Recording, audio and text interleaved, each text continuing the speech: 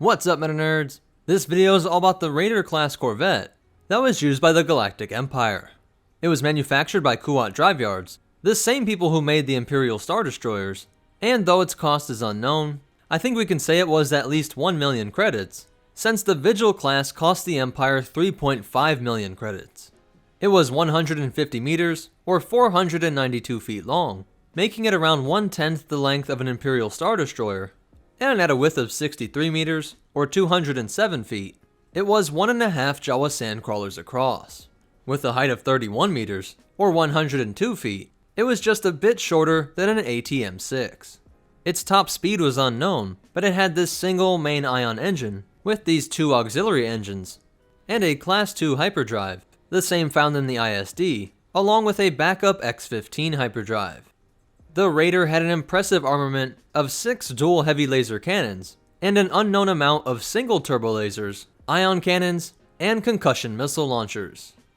It was designed for a crew of 92, which included 15 officers and 77 enlisted men, while also being able to transport 30 troops, though it could get by with a much smaller crew, as seen when the Corvus was used by Inferno Squad. It was built by Kuat Drive Yards, but incorporated some technology used by Sinar Fleet Systems, having these enormous solar panels on the side that helped to provide additional energy to the Corvette.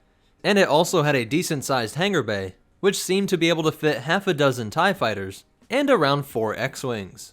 While Explicix, the man who designed the Victory class and Delta 7, had a daughter named Lyra Wessex, who designed the Imperial Star Destroyer, and then the Raider class, in order to fit the much needed anti-starfighter role. The ISD was great for duking it out with other capital ships, but the laser cannons on the Raider-class Corvette were better for shooting down X-Wings and A-Wings than massive turbo laser cannons. This ship was designed to be the Imperial equivalent of the CR-90 Corvette that the Rebel Alliance had perfected as a hit-and-run ship that would just rip through TIE fighter squadrons. And there was actually a Raider 2 class Corvette that made some small improvements, but had the same armament and overall look. By the year 6 BBY, this ship was introduced to the Imperial fleets, and Command wanted to test it alongside a new prototype, the TIE Advanced X-1. The X-1 also came equipped with a hyperdrive, and so when Rebel or pirate bases had been discovered, this Corvette and a squad of X-1s could emerge from hyperspace and gun down the frantically scrambling enemy ships.